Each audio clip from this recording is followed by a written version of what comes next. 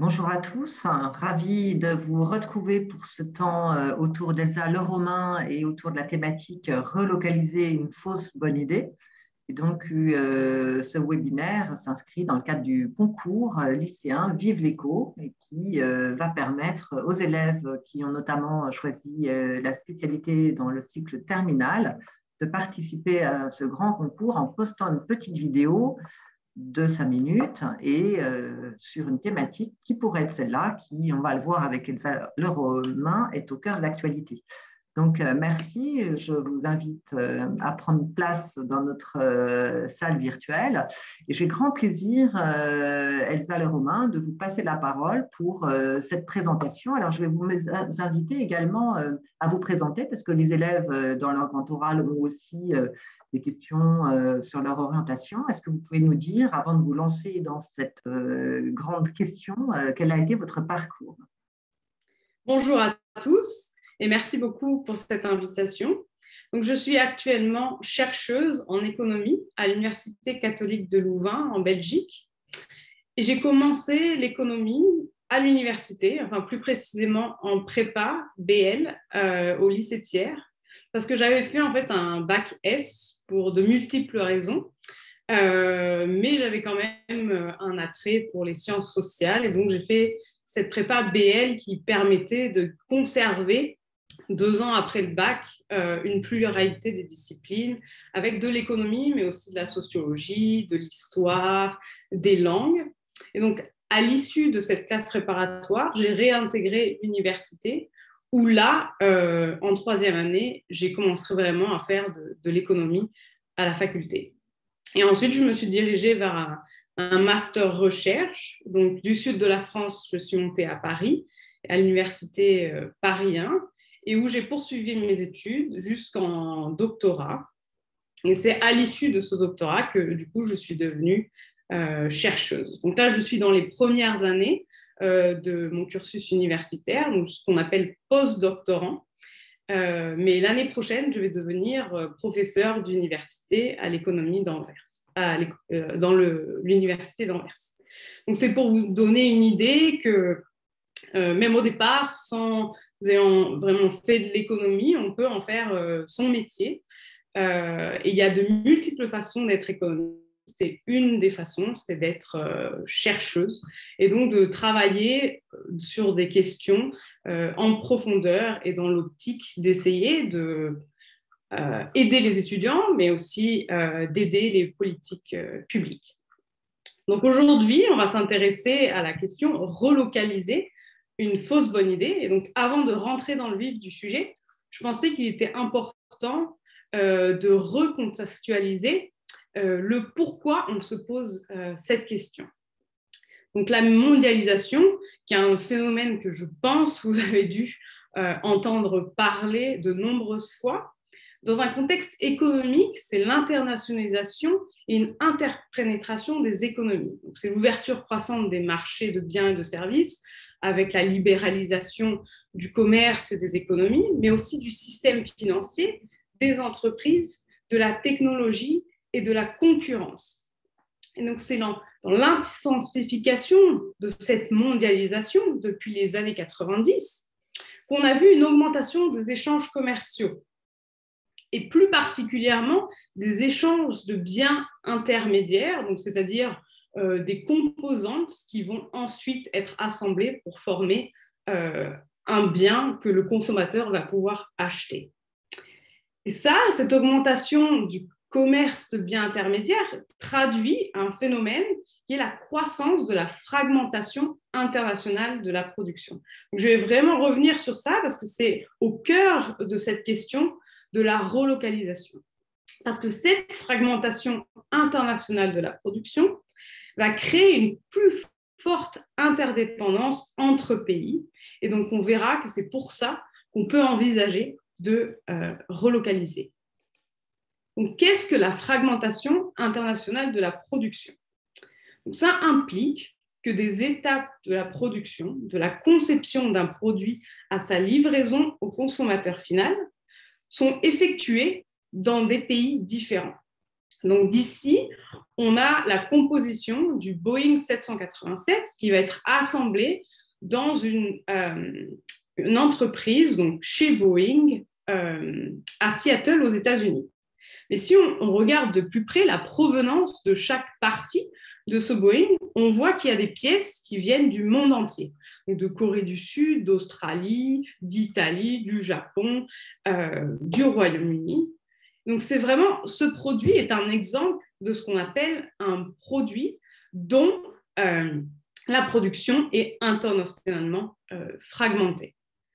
Un autre bien, je pense que vous avez tous eu à un moment donné entre vos mains, plus ou moins apporté, c'est l'iPhone. Donc, l'iPhone, il est conçu aux États-Unis, mais ensuite, on a des pièces qui viennent de France et d'Allemagne, de Corée du Sud, du Japon.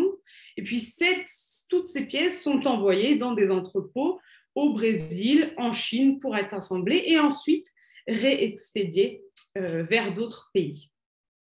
Donc, le Boeing, l'iPhone sont des exemples de biens dont la production est fragmentée internationalement.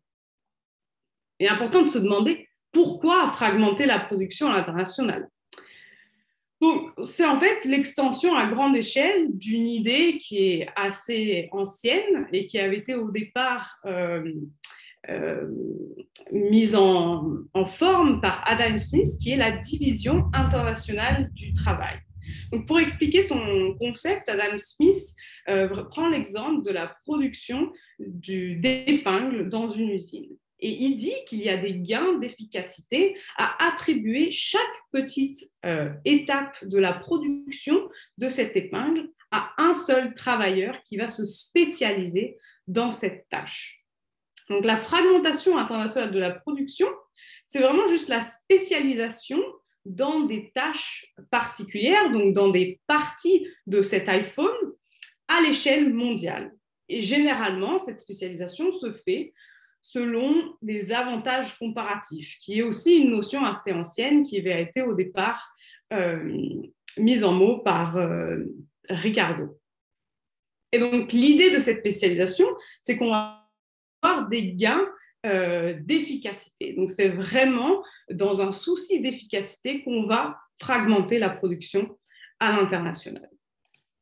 Donc, comment on fragmente sa production à l'international concrètement? Donc, généralement, on dit on délocalise. Donc, dans le jargon journalistique ou des politiques, souvent la délocalisation englobe tout ce qui implique de fermer des usines en France et puis de importer des biens de l'étranger. Donc, en économie, on différencie la délocalisation de l'investissement direct à l'étranger et de la sous-traitance internationale.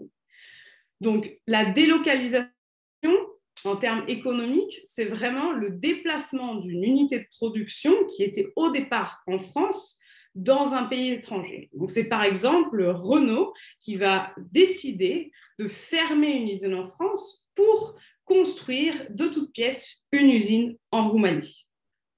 L'investissement direct à l'étranger, ça va être intégrer une filiale à l'étranger. Donc, pour reprendre mon exemple de Renault, ça voudrait dire que Renault a vu en Roumanie une usine de pneus qui travaille comme Renault veut. Et donc, Renault va acheter cette usine de pneus et maintenant fermer l'usine de pneus qu'il avait au départ en France.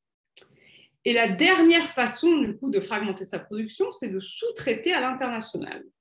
Donc là, il n'y a pas d'intégration et ce n'est pas donc à l'intérieur de la même entreprise. On va juste trouver un fournisseur à l'étranger duquel on va importer des biens. Donc, pour reprendre l'exemple de Renault, ça équivaudrait à ce que Renault trouve un fournisseur de pneus en Roumanie et qui décide de lui acheter ces pneus.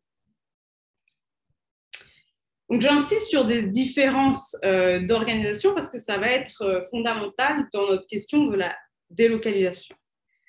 Donc, cette organisation de la production est une production et une organisation fragile. En effet, ces dernières décennies, on a vu les problèmes sur les chaînes d'approvisionnement internationales devenir de plus en plus fréquents. Et ils ont des causes assez diverses. Donc, les catastrophes naturelles, on a vu qu'on a une augmentation des catastrophes naturelles ces dernières années.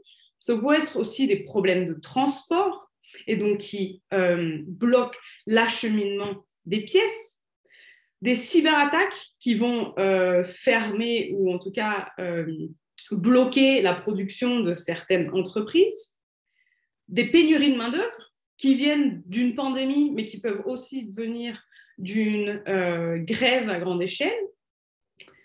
La pandémie, qui peut participer à une pénurie de main-d'œuvre, mais qui aussi engendre beaucoup d'autres problèmes sur les chaînes d'approvisionnement. Et enfin, quelque chose dont on entend beaucoup parler en ce moment, les tensions géopolitiques. Donc, je pense qu'il était important de vous donner des exemples concrets. Donc, un exemple de catastrophe naturelle dont on sait qu'il y a eu des impacts très importants sur la production, non seulement au Japon, mais aussi à l'international, c'est le tremblement de terre Tohoku au Japon en 2011. Donc ici, on voit un petit port et donc on peut très bien imaginer que ce bateau ne va pas pouvoir circuler tout de suite et que toutes les usines ou entreprises qui pourraient être autour vont être aussi à l'arrêt pendant un certain temps. Un exemple de problème de transport dont vous avez certainement entendu parler dans les médias, c'est celui du porte-conteneurs Evergreen qui est resté coincé dans le canal de Suez. Donc là, le canal de Suez, c'est vraiment la porte de circulation entre l'Asie et l'Europe. Et donc, à cause de ce porte-conteneurs coincé, eh ben, il y a beaucoup d'autres porte-conteneurs qui ont été coincés et qui n'ont pas pu acheminer leurs biens. Donc, quand on pense à des chaînes de production à l'international fragmentées, le fait qu'une pièce n'ait pas pu arriver à bon port peut en fait avoir des répercussions sur toute la chaîne. Et donc, ces problèmes ont des conséquences immédiates pour les consommateurs. Et donc, par exemple, en France, on a vu des pénuries de masques au début de la pandémie parce que justement, il n'y avait pas de production de masques française. Donc, c'est vraiment ces problèmes et les conséquences immédiates de ces problèmes qui sont au centre du débat et des questions qu'on se pose aujourd'hui. Parce que les problèmes sur les chaînes d'approvisionnement sont importants et ils touchent de nombreux secteurs. Dans les quelques exemples que j'ai pris, vous pouvez avoir en tête que ça va toucher l'automobile, l'aéronautique, les appareils ménagers, mais aussi les produits de première nécessité ou d'hygiène, comme par exemple les masques.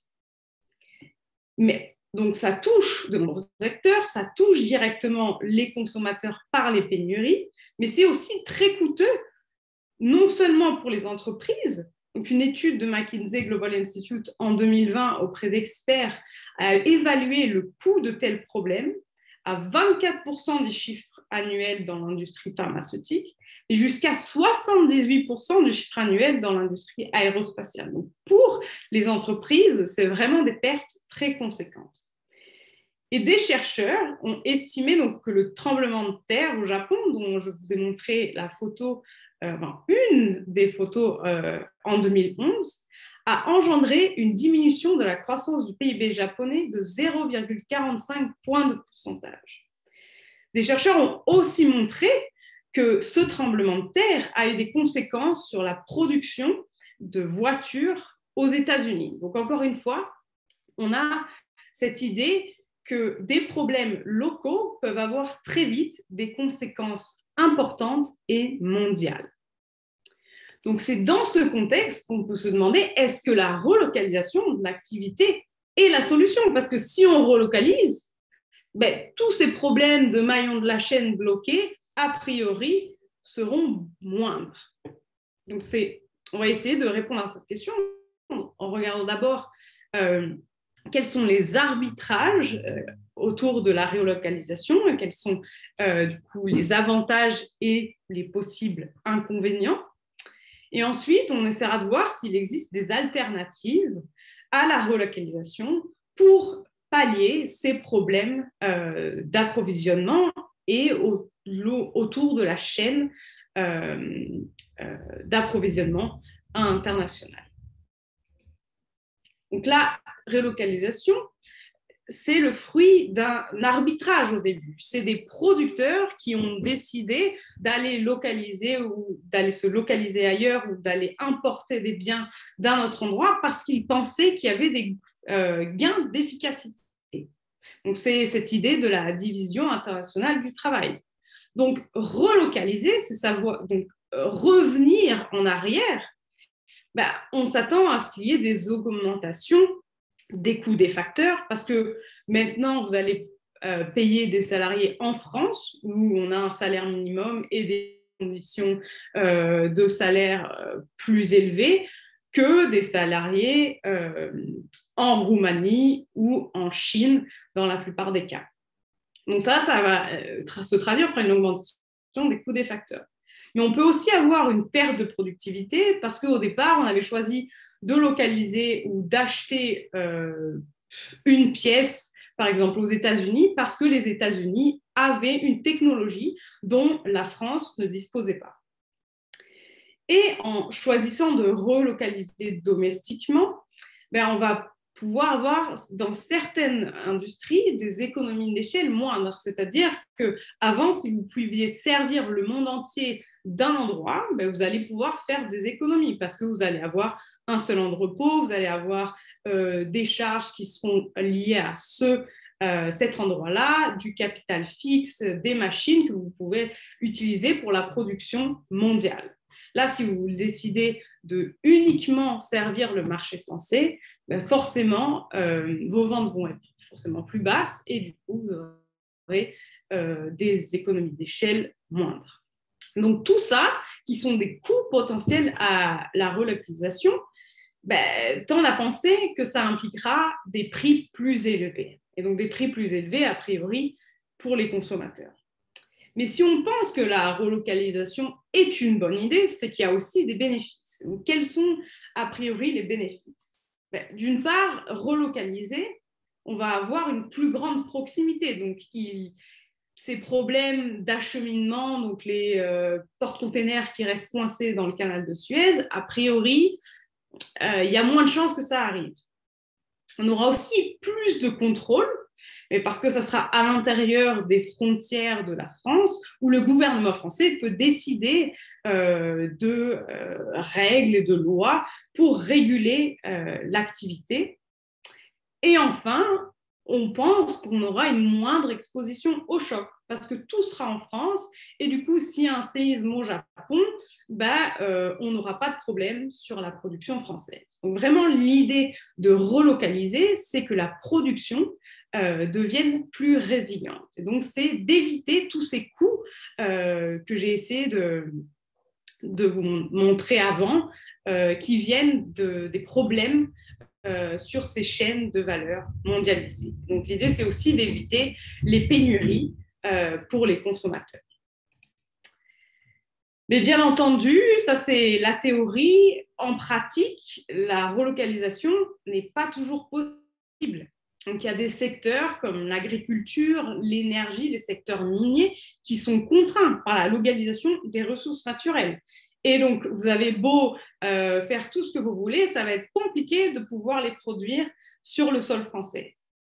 Et plus généralement, du coup, la même étude du Global Institute de McKinsey a montré que 15 à 25% des biens pourraient être produits ailleurs ou alors relocalisés dans un horizon de 3 à 5 ans. Donc, cet exemple montre que en pratique, ça peut être compliqué et que pas tous les biens peuvent être relocalisés sans coût et très facilement.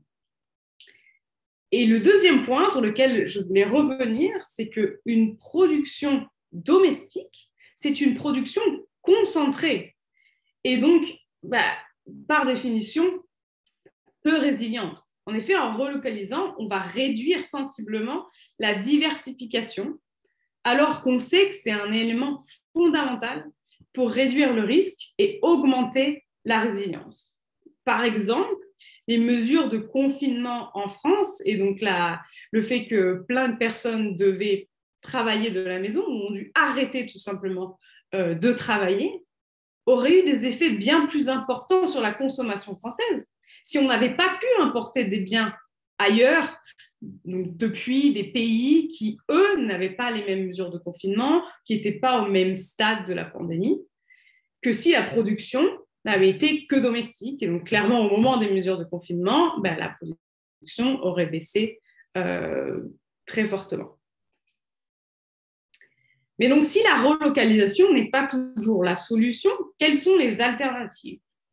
Donc, dans un souci de résilience, dans un souci de pallier ces problèmes d'acheminement et de chaîne de valeur, on a plusieurs façons de réagir. Et souvent, en fait, c'est de repenser la production et cette fragmentation internationale de la production. Donc d'abord, et ce sur quoi j'avais insisté déjà, c'est la diversification. Donc l'idée, c'est vraiment de minimiser l'exposition au risque en ayant plusieurs fournisseurs soumis à des risques différents. Donc, par exemple, qu'ils soient localisés dans des continents différents ou des zones où il y a des tremblements de terre, des feux, mais qui n'y ait pas le même risque et que donc on puisse changer assez facilement de fournisseur. Et pour aider ce changement de fournisseur, il est important de simplifier les processus de production. D'une part, en réduisant le nombre d'étapes, mais aussi en limitant l'utilisation de ce qu'on appelle des composantes complexes. Donc, par exemple, une puce électronique très spécifique qu'un seul fournisseur chinois pourrait nous délivrer. Mais peut-être utiliser une puce électronique qui soit plus standard et qu'on puisse importer de plein d'endroits différents. Et donc, la diversification et la simplification, ça aide aussi à être plus réactif parce que ça donne la possibilité de changer facilement de source, que ce soit à l'intérieur d'une entreprise ou en externe. Et enfin, si on a la possibilité de changer facilement de source, il nous faut quand même du temps pour nous adapter. Et donc, les inventaires et la constitution de stock nous permettent d'avoir un délai pour pouvoir nous adapter et changer de mode. Donc ça, c'est vraiment la diversification, la simplification et la réactivité, 3 éléments qui peuvent nous permettre de conserver une fragmentation internationale de la production, mais aussi d'avoir des chaînes résilientes. Donc, dans un contexte de plus en plus instable, on a vu que la fragmentation internationale de la production est une organisation fragile. Et on comprend pourquoi la relocalisation a été pensée comme une possibilité, parce qu'elle a effectivement des avantages. Mais il faut vraiment garder en tête que d'une part, la relocalisation n'est pas toujours possible et qu'elle requiert la mise en place d'incitations. Parce qu'on a bien vu que c'est contre la maximisation des profits, contre les gains d'efficacité. Donc, si vous laissez les entreprises faire d'elles-mêmes, jamais elles nous auraient intérêt, a priori, à choisir la relocalisation. Et donc, la mise en place d'incitations, doit venir d'une volonté politique. Et donc, c'est par exemple les mesures du plan de relance en France en septembre 2020, incitant à la réimplantation dans les industries dites stratégiques et dont la France veut avoir une production nationale. Donc, par exemple, dans la santé, l'électronique, l'agroalimentaire ou la télécommunication. Mais on a aussi vu qu'il existe des alternatives pour renforcer la résilience et qui sont applicables d'une part à un grand nombre de secteurs, mais aussi qui peuvent venir de l'initiative des entreprises, parce qu'on a vu que les entreprises elles-mêmes ont des coûts à cette absence de résilience et cette fragilité de leur propre chaîne. Et donc, ça, c'est des alternatives qui sont plus à la marge, mais qui peuvent aussi aller dans le sens d'une plus grande résilience. Donc, enfin, je voudrais terminer pour vraiment insister que ce qui est primordial pour avoir une production qui soit moins fragile et moins sensible au choc, c'est vraiment de réduire la concentration. Donc, ça soit réduire la concentration au niveau des entreprises, donc qu'elles soient moins dépendantes d'un seul fournisseur, mais aussi réduire la concentration au niveau territorial. Donc, peut-être que ça soit de vraiment importer de plusieurs acteurs. Et par exemple, dans le cas du conflit entre l'Ukraine et la Russie, il aurait été plus facile de réagir si on avait des alternatives à l'importation de gaz. Donc voilà, maintenant, je serai ravie de répondre à vos questions et de vous éclairer sur des points que je n'ai pas abordés ici. Merci beaucoup, Elsa Leromain, pour cet exposé très clair. Alors, je vais être la porte-parole des questions posées par les élèves et commençons déjà par la question de la mesure. Comment mesure-t-on l'augmentation de la fragmentation internationale de la production? Donc, c'est une bonne question. La mesure a occupé mes recherches, mais aussi beaucoup de chercheurs ces dernières années. Donc, une façon de la mesurer très facilement, c'est juste de regarder le commerce de biens intermédiaires. Et donc, c'est ce que je vous disais au départ, le volume du commerce de biens intermédiaires a augmenté ces dernières années. Donc, ça, c'est le signe qu'on a une plus grande fragmentation. Mais la fragmentation aussi, c'est le nombre de fois qu'un bien va traverser les frontières. Et donc ça, avec les données de commerce international, on a la possibilité de le voir, ou en tout cas de l'appréhender. Et après, on a d'autres mesures du coup qui sont construites à partir de ces flux commerciaux qui nous permettent de mettre en perspective ce qui a été produit localement et ce qui a été exporté ou importé. Merci beaucoup. Alors, c'est vrai que vous nous avez présenté les cartes de la fragmentation de la chaîne de valeur de Boeing et de l'iPhone. Est-ce que vraiment ils sont représentatifs de la production des autres biens ou est-ce que les autres biens sont aussi tous internalisés de la même façon ou c'est un peu, on va dire, un cas extrême? Donc effectivement, et le Boeing et l'iPhone sont des exemples qui sont bien parce que c'est des exemples extrêmes d'une fragmentation internationale de la production. Sur l'image du Boeing, on a vu qu'il n'y a pratiquement pas une pièce qui vient d'un même pays. Donc effectivement, eux sont des pays, donc sont des biens très très fragmentés. Et c'est aussi représentatif des secteurs. Donc, les biens électroniques comme les téléphones, les ordinateurs, les appareils photo ont plein de petites composantes et c'est des biens qui sont propices à cette fragmentation, comme l'avion. Il y a des secteurs comme l'agriculture où c'est beaucoup plus compliqué d'avoir un bien qui est fragmenté juste parce qu'une banane, c'est une banane. Donc, ça, c'est vraiment les deux opposés. Et au milieu, on a quand même la majorité des biens sont fragmentés, mais peut-être pas à l'extrême comme l'iPhone et Boeing. Merci beaucoup. Alors, c'est vrai que le sujet que vous traitez ici est aussi particulièrement intéressant à mettre en relief par rapport au climat. Est-ce que la relocalisation serait nécessairement une bonne nouvelle pour la planète ou est-ce que finalement, le fait d'avoir délocalisé pour bénéficier d'avantages comparatifs avait du sens? Qu'est-ce que vous en pensez?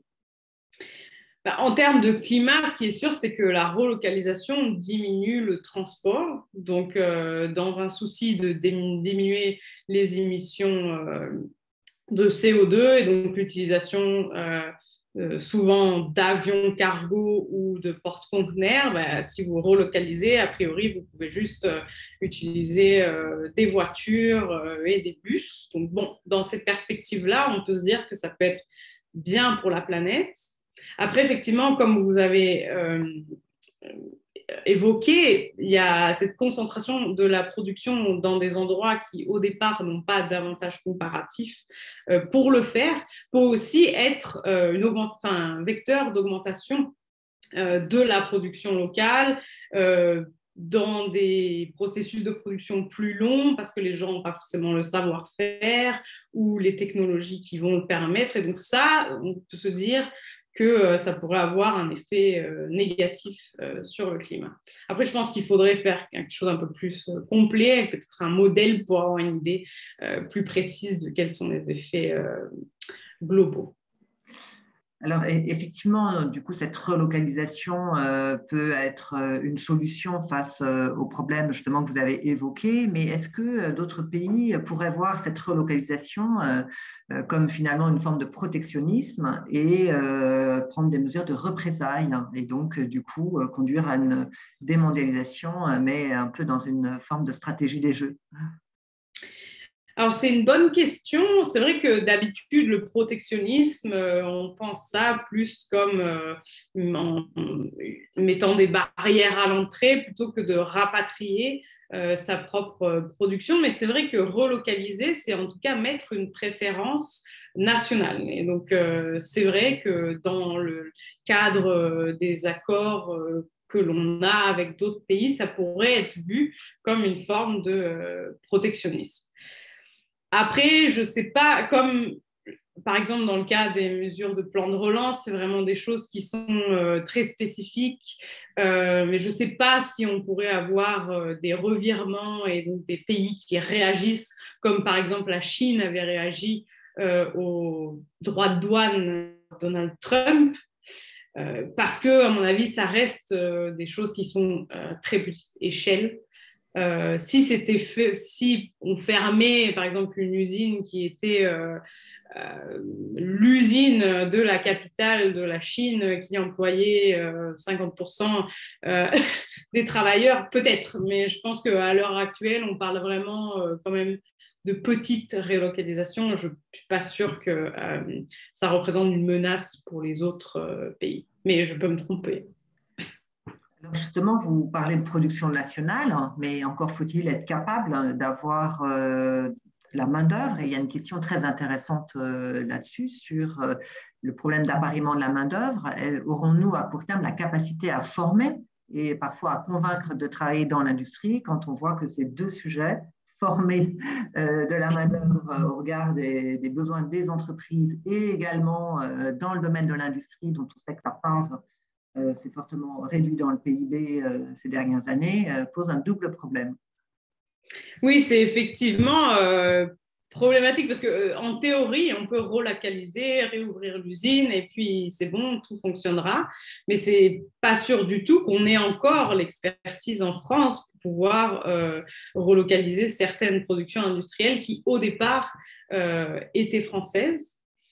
Et donc, ça demanderait aussi peut-être de la formation et de l'incitation au niveau des travailleurs. Donc, je pense que, mais encore une fois, s'il y a une histoire de volonté politique et si la volonté politique derrière est de reconstruire un appareil productif français, on l'a vu pendant le Covid, quand il y a des volontés politiques, il y a des possibilités. Après, ce qui est sûr, c'est que ça sera probablement assez coûteux à court terme.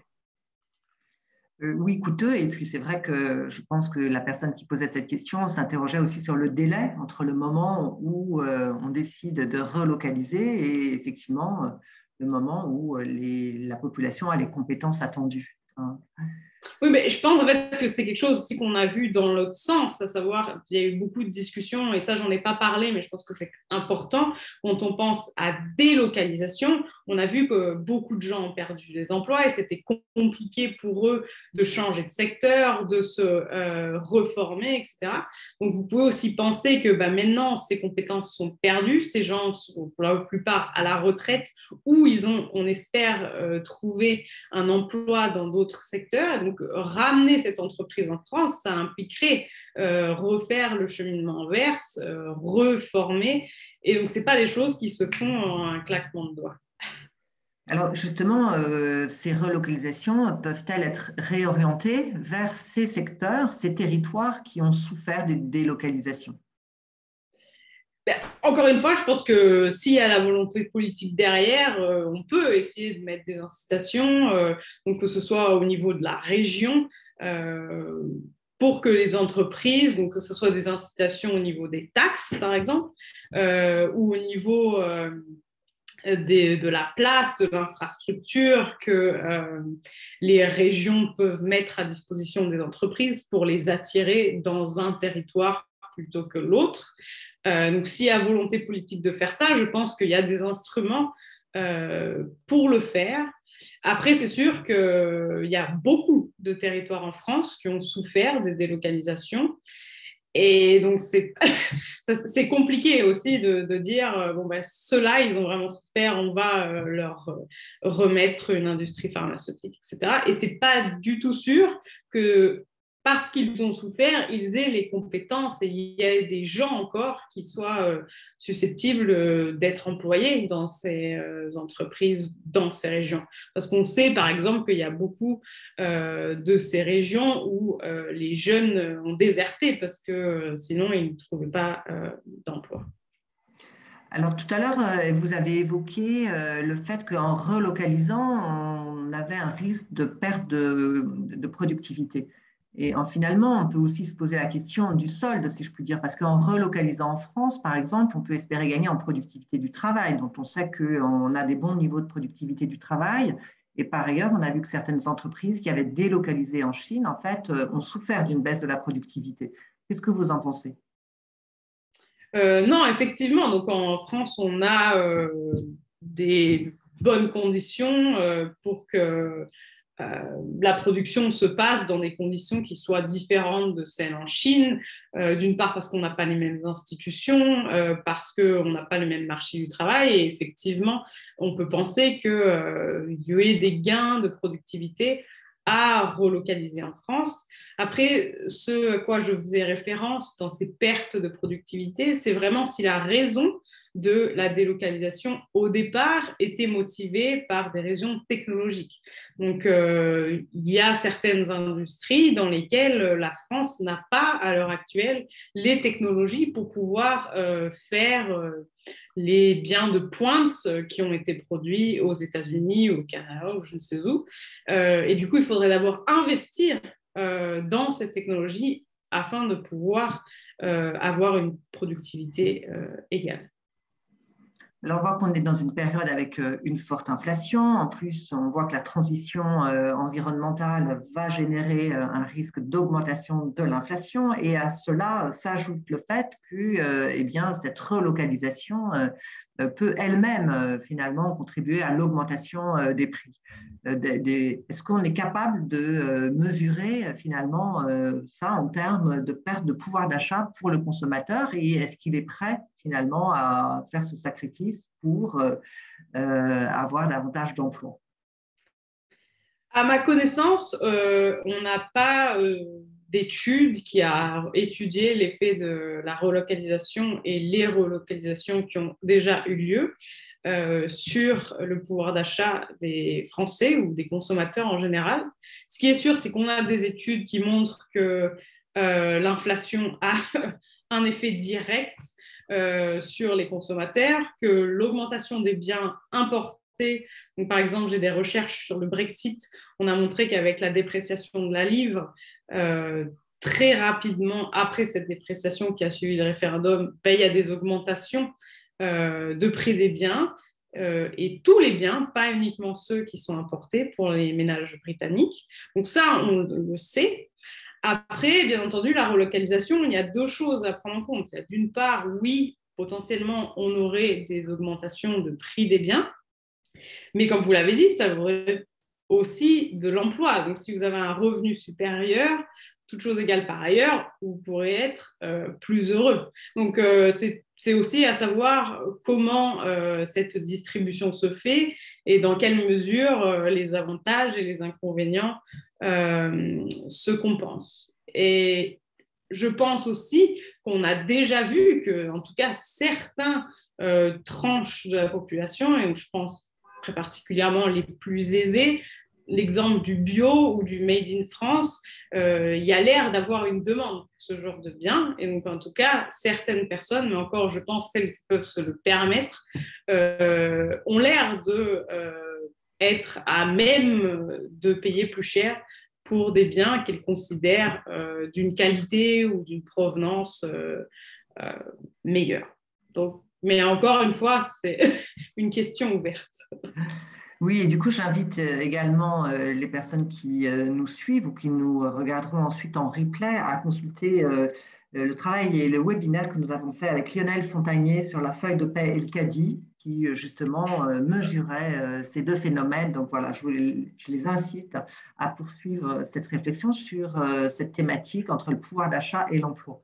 On parlait Directeur de d'inflation. thèse, oui. On parle d'inflation et justement, dans le coût de production, on voit bien que la hausse brutale du coût de l'énergie et donc du transport joue un rôle important. Et du coup, est-ce que finalement l'invasion russe en Ukraine, qui aujourd'hui contribue à cette augmentation importante du coût de l'énergie, peut être un facteur important d'incitation supplémentaire à la relocalisation? Je dis supplémentaire parce que la crise sanitaire avait déjà largement engagé la réflexion. Je pense que ça dépend encore de quel point de vue vous vous placez. Donc, ce qui est sûr, du point de vue des entreprises, ça fait qu'ils ont un coût supplémentaire. Mais s'ils le font directement payer au consommateur et que le consommateur ne peut pas faire autrement et doit consommer des biens de première nécessité, il le fera. Donc, c'est toujours cet arbitrage entre est-ce que le producteur a vraiment une perte réelle et comment cette perte se compense ou pas vis-à-vis de leurs gains. Donc, effectivement, je pense que ça va dans le sens d'augmenter les coûts de cette fragmentation internationale de la production. Après, souvent, ce genre de phénomène est perçu comme transitoire par les entreprises et donc ils ont tendance à ne pas réagir tout de suite et à attendre de voir ce qui se passe. Et donc, dans le contexte du Brexit, on a vu qu'au départ, il n'y a pas eu vraiment de réaction de la part des entreprises et ils n'ont pas vraiment changé la façon dont elles fonctionnaient. Et c'est les consommateurs qui ont juste eu dû payer le prix et les augmentations de prix. Donc, je pense que ça dépend aussi de est-ce qu'on pense que